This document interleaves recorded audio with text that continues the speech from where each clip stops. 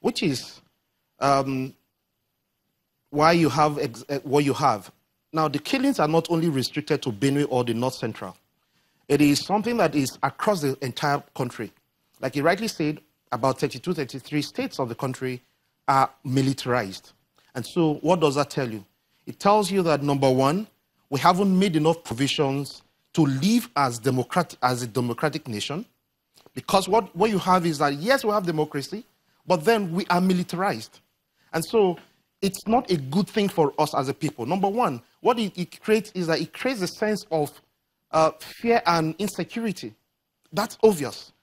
But then, when you look at it, monies that are budgeted, even though they are a far cry from what is expected, what we see is that even the top brass end up not using the money for which appropriated for, the purposes for which the monies were appropriated for. And so you now have a situation where you have, number one, not enough personnel. Number two, not enough equipment. Number three, people and the personnel are not properly trained. And so that is a big slack on our security architecture as it is.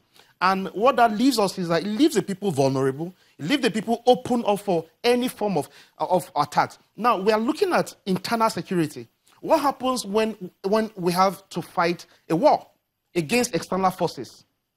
Now, what this has clearly shown us is that we haven't prepared enough in the last 3 decades rather, to say we are a nation that wants to keep our borders safe and our country safe. And what that simply means is that when you have internal bleeding or internal security challenges, it affects also the economy.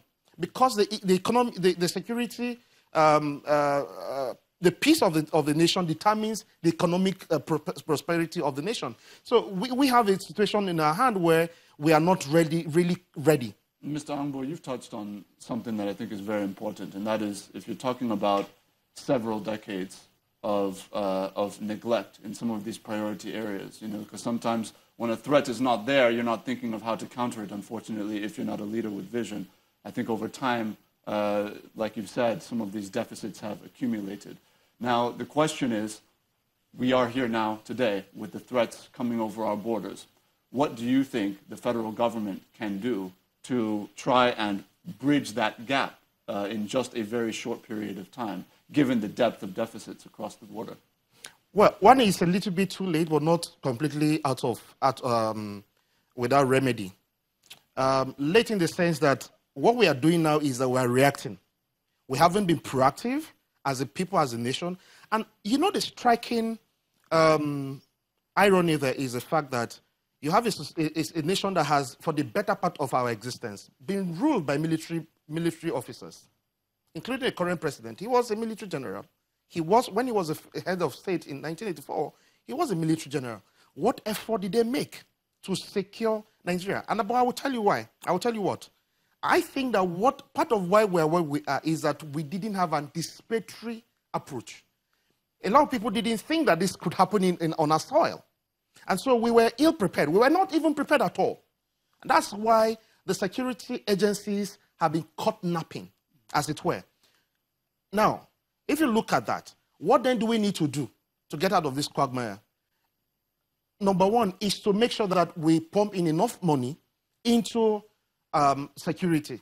That is in training, personnel, acquisition of weapons.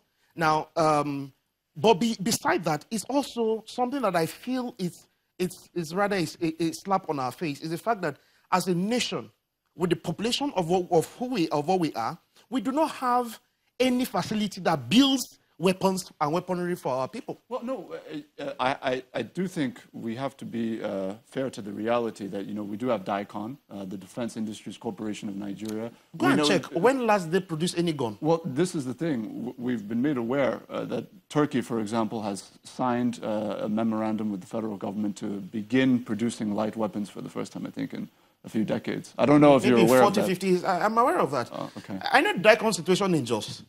And a couple of people have said that I've been there, I've not been there, that the place is like any other thing, like Ajakuta Steel, is a ghost of itself. And you don't invest such money. First of all, it's not about even the money, it's about the security of the people and the prosperity of the people, you make such investment, then you allow it to just lay fallow. And that speaks of how we don't take things seriously in this country. Group Captain, I want to bring you in here.